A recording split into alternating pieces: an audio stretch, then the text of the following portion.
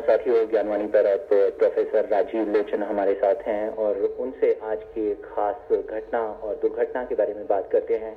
आज जलियांवाला बाग की घटना को पूरे 100 साल हो गए हैं, तो प्रोफेसर लोचन से हम बात करेंगे। हेलो। हाँ प्रोफेसर लोचन, ज्ञानवाणी पर आपका स्वागत है। और जैसा कि अभी हमने बात की कि जलियांवाला बाग की घटना को पूरे 100 वर्ष हो गए हैं, क्या कहना चाहेंगे आप इस घटना के बारे में? ये एक हमारे इतिहास में एक ऐसी घटना थी जिसने कि देश का जो स्वतंत्रता संग्राम था उसका रुख ही मोड़ दिया जी। क्योंकि इसमें ये बड़ा क्लियरली स्थापित हो गया कि जो अंग्रेज लोग थे वो हमारे देश में कुछ भला करने के लिए नहीं थे, केवल बुराई करने के लिए थे। और वो हिंदुस्तान के लोगों के बारे में बहुत ही निकृष्ट विचार रखते थे। हिंदुस्तान के लोगों की जो जान थी उसको बिल्कुल ही जीरो वैल्यू दिया करते थे।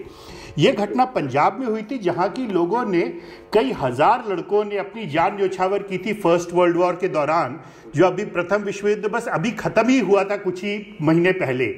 और उसके बावजूद अंग्रेजों को ये महसूस हुआ कि यदि ये लोग हमारे खिलाफ थोड़ी सी भी आवाज़ उठा रहे हैं और हम इनको सबक सिखाएंगे और इतना सख्त सबक सिखाएंगे कि इन्हें बहुत कई जन्मों तक याद रहेगा।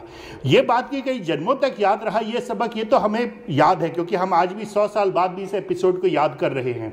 सबक जो वो सिखाना हमें चाहते थे वो सबक था कि अंग्रेजों की दास्ता करो, अंग्रेजों का गुलाम बने रहो। वो चीज़ हमने उल्टी कर दी और हमने अंग्रेजों को निकाल बाहर किया। प्रोफेसर लोचन, जैसा कि आपने बताया कि कितनी विध्वंसकारी थी ये घटना और ऐसे निहत्थे लोगों पर उन्होंने एक संकरी सी गली में से निकल के जलियांवाला बाग में इस घटना को अंजाम दिया, तो विश्व परिप्रेक्ष्य में इस घटना ने कितना बड़ा दखल दिया और क्या भूमिका अदा की? ये घटना जब हुई उस वक्त इमीडिएटली उन दिनों में संचार के साधन इतने ज़्यादा नहीं थे। हिंदुस्तान का जो इतिहास था, हिंदुस्तान में होने वाली घटनाएं थी, उनको इतना महत्व नहीं दिया जाता था। तो कई दिनों तक तो इस घटना के बारे में कोई जानकारी किसी को रही नहीं। और हुआ ये कि जो इमीडिएट रिस्पॉन्सेज आए वो पंजाब के राजा और रईसों के आए, जिन्होंने कि इस घटना में अंग्रेजों को प्रेज किया, डायर को प्रेज किया और ये कहा कि जो हिंदुस्तानी ये डायर के खिलाफ थे, जो हिंदुस्तानियों को डायर ने मारा था, वो डायर ने अच्छा किया। ये हमारे राजा रईसों का रिस्पांस था। तो ऑब्वियसली ये घटना थोड़ी धीरे धीरे ही लोगों के जेहन में उतरी और कांग्रेस पार्टी को भी इसके बारे में काफ़ी समय बाद ख्याल आया कि हमें इस पर कुछ रिस्पांस करके ये कहना चाहिए कि अंग्रेजों ने बड़ा बुरा किया है।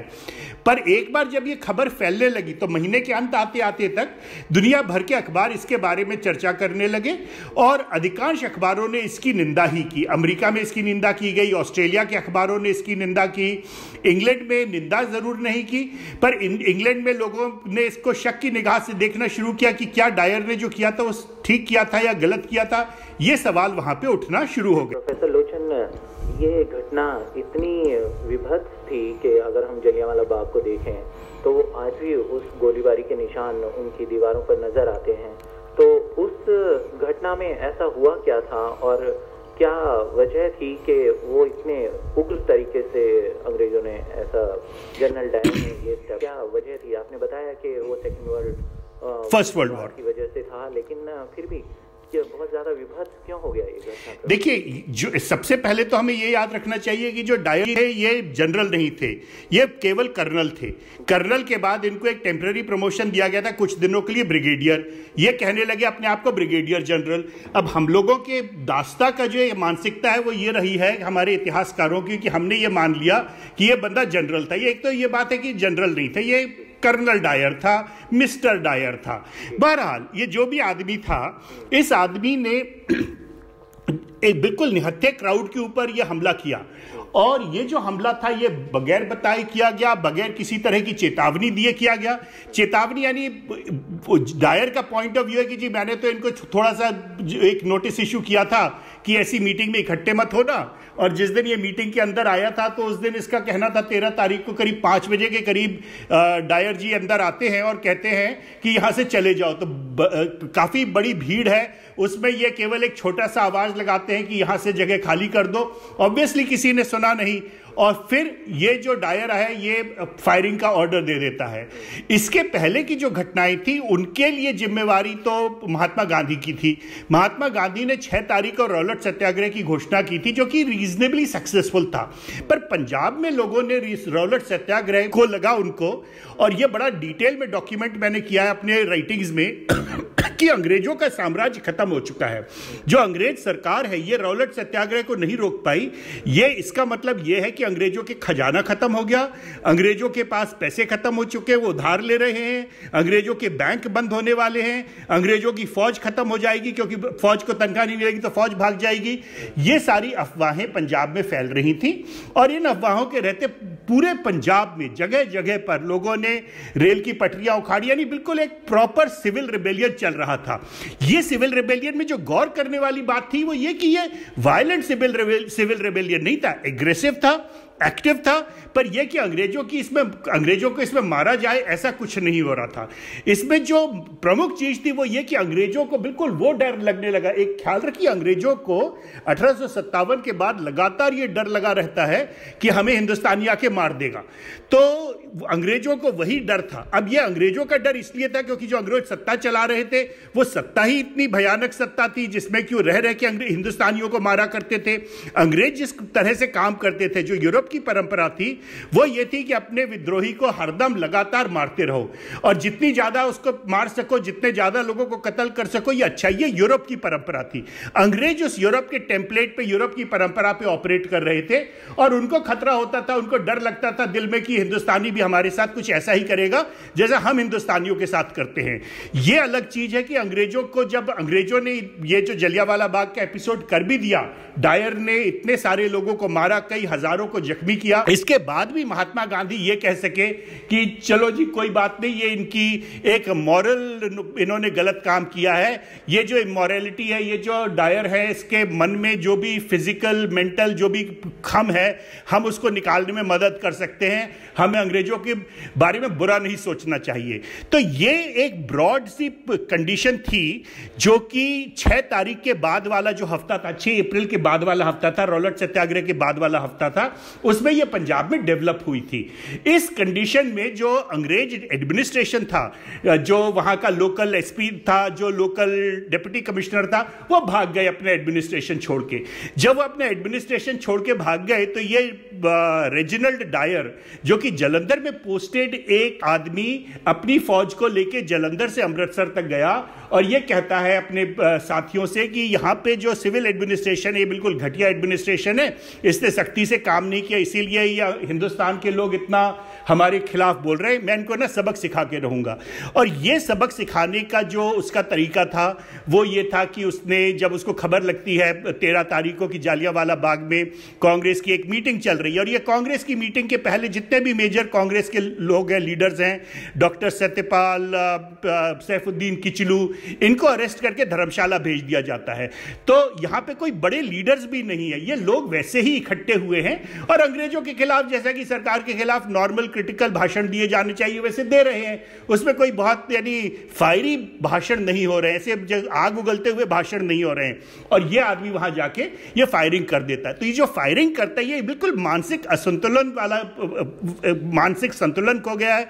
इसके मानसिक असंतुलन का नतीजा है कि इसके समझ में नहीं आता कि सिचुएशन को कैसे इवैल्यूएट करो, and in the absence of a proper evaluation ये बेहतर लोगों के ऊपर हमला कर देता है। ये बात थी जी।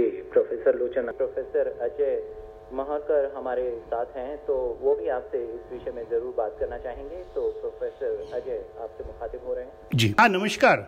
हाँ, नमस्कार। अच्छा, I just wanted to ask you, मुझे आपसे ये पूछना था कि किस हद तक के जो पंजाब में जो इकोनॉमिक क्राइसिस उस समय चल रहा था, जहाँ जो सुमित सरकार बताते हैं कि फूड ग्रेन्स के प्राइसेस 100% बढ़ गए थे, और जो जनरल डायर का खुद का हाथ था वहाँ पे फाइनेंशियल इंस्टेबिलिटी क्रिएट करने में, उन्होंने नहीं, वो तो थोड़ी कहानी किससे किसी बात है। कम से कम जब हम पंजाब के पॉइंट ऑफ व्यू से हिस्ट्री पढ़ते हैं तो ये जो एक्सप्लेनेशंस है ये नगण्य हो जाते हैं।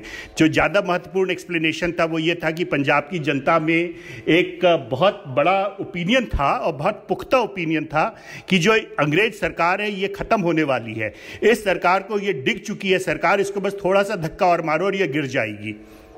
ये था। तो और दूसरा जो फैक्टर था कि एक बड़ा मतलब जो हिंदू मुस्लिम यूनिटी का भी एक फैक्टर था। अब मुझे पता नहीं जी हिंदू मुस्लिम यूनिटी इसको बोलेंगे कि क्या बोलेंगे। हिंदुस्तान में तो हिंदू मुसलमान जाति और सारे जाति के लोग और सारे धर्म के लोग लगातार एक ही तरह से मिलके अपने ऑब्जेक्टिव को अचीव करने की कोशिश में रहे हैं। ये हिंदुस्तान का इतिहास बड़े पुराने ज़माने से रहा। 1946 तक 1947 में भी जब पार्टीशन होता है उस वक्त भी हिंदू और मुसलमान मिलके काफ़ी सारे काम करते हैं। हमारे जो राजनेता हैं उन्होंने भरसक कोशिश की कि इसमें जहर मिला दिया जाए। अंग्रेजों ने ये कोशिश बहुत ही ज़्यादा हल की और जो अंग्रेजों से पक्ष रखने वाले हमारे इतिहासकार हैं उन्होंने भी इसकी बड़ी चर्चा की कि जी हिंदू और मुसलमान तो टूटे हुए, क्योंकि जब ये हिंदू मुस्लिम यूनिटी की बात उठती है तो ये प्रिज्यूम करके चला जाता है कि जी हिंदू और मुसलमान मिलकर काम नहीं कर सकते। हिंदू और मुसलमान मिलकर तो पूरे इतिहास भर में काम किए हुए हैं, कभी भी उनमें ऐसे धर्म के नाम पे लड़ाइयाँ नहीं हुई हैं। मेरा ये कहने का तात्पर्य था कि कहीं वो हिंदू मुस्लिम यूनिटी जो उस समय जो रिमार्केबली डिस्प्ले करी गई थी उसको तोड़ने के लिए जनरल ड्वायर ने कहीं ना कहीं ये कदम उठाया। कहीं नहीं, उसके बारे में तो कोई ऐसा एविडेंस नहीं है। यानी जो अंग्रेज हिंदुस्तानियों को जाति और धर्म के नाम पे विभेद में रखा करते थे ऑन नॉर्मल रूटीन बेसिस, उसके अलावा और कोई बड़ी उन्होंने कोई स्पेशल स्कीम चलाई थी कि हिंदू और मुसलमान टूट जाए, ऐसा कुछ नहीं है। तो another question I have for you Rajeev is basically जो हंटर कमीशन के सामने जो टेस्टिमनी दी थी General Dyer after the massacre, तो उसमें उन्होंने कोई रिग्रेट या कोई रिमोर्स दिखाया था? अजय सर, एक चीज कहूंगा कि ये बंदे का नाम ड्वायर नहीं था, ये डायर था। जो ड्वायर था वो ओ ड्वायर था जो कि यहाँ का लेफ्टिनेंट गवर्नर था, जिसकी पूरे दोनों एक ही साथ इस पंजाब में काम कर रहे थे। ओ ड्वायर का ऑब्जेक्टिव जिंदगी में ये था कि कैसे ये जो बड़ा ईवल घटना हुई है इसको कैसे छुपाया जाए दुनिया से, और डायर का ऑब्जेक्टिव इन लाइफ था कि कैसे इसको जस्टिफाई किया जाए। तो हंटर कमीशन के सामने जनरल डायर ने कोई अपनी तरफ से कोई रिग्रेट या रिमोर्स उन्होंने नहीं, कोई रिग्रेट रुग्रूट इन्होंने कहीं नहीं दी। ये तो पूरी तरह से इसमें फूंक में थे कि जी मैं तो बड़ा तोप चला के आया हूं। और तो इसका मतलब जो उनका जो मानना था कि कहीं ना कहीं इंडियंस को एक लेसन सिखाना चाहिए और ये जो इंसिडेंट है इसको एक ऑब्जेक्ट लेसन दिखाना चाहिए लोग दुनिया के सामने कि हम किस तरह से अपनी लेजिटिमेसी कायम करना चाहते हैं। इसका एक प्राइम एग्जांपल ये जालियांवाला बाग का। बिल्कुल सही चीज है। यहाँ पे ये हिंदुस्तानियों को पीट पीट के ठीक करने के फिराक में थे, तो ये पहले भी किया करते थे, इन्होंने एक बार फिर से कर दिया। यदि एक छोटा सा जो हमारे गढ़वाल राइफल्स के लड़के हैं, इन्होंने बीच में 1930s में मना ना किया होता तो 1930s में ये फिर से एक जलियांवाला बाग नंबर 2 करने वाले थे। इस बार ये खैबर पख्तूनख्वा में करने वाले थे। खुदाई खिदमतगारों का जुलूस था, उसके ऊपर गोली चलाने का हुक्म दे रहे थे, तो गढ़वाल राइफल्स के लड़के थे, उन्होंने मना कर दिया, क्योंकि तब तक हिंदुस्तानियों का अकल आ गई थी कि ये बेकार में आदेश का पालन करना कोई अच्छी चीज नहीं होती। Very much a black spot in Indian history. Very much black spot तो पता नहीं जी ब्लैक स्पॉट था कि नहीं था। यह जरूर पता है कि हिंदुस्तान के लोगों को इन्होंने जिस तरह से ट्रीट किया बड़ा कोई अच्छा नहीं था। तो आप जो अपने जो आप जो इसके बारे में लिख रहे हैं, इसके बारे में आपने कुछ नया एविडेंस या नए सोर्सेज कुछ अनर्थ किए? नहीं, वही सारे पुराने सोर्सेज जो हमारे इतिहासकार पढ़ते ही नहीं अपने सोर्सेज को, अब क्या करें। तो आपका मतलब क्या आर्गुमेंट है जो आप रख रहे हैं आज इस कॉन्टेक्स्ट? यही बेसिकली मेरा नैरेटिव यही है जो मैंने अभी आपसे के सामने पेश किया, कि ये एक छोटा सा सिविल रिबेलियन शुरू होना चुका था पंजाब में, और वो जो सिविल रिबेलियन था उसकी शुरुआत गांधी को लेकर होती है, गांधी के मूवमेंट को लेकर होती है, और इस सिविल रिबेलियन को दबाने के लिए अंग्रेजों ने बड़े विभत्स तरीके अपनाए। तो Rajeev, thank you so much for coming in and for giving us your views and take on the Jallianwala Bagh massacre on the occasion of 100th anniversary of the Jallianwala Bagh massacre, and we will keep in touch with you regarding. धन्यवाद।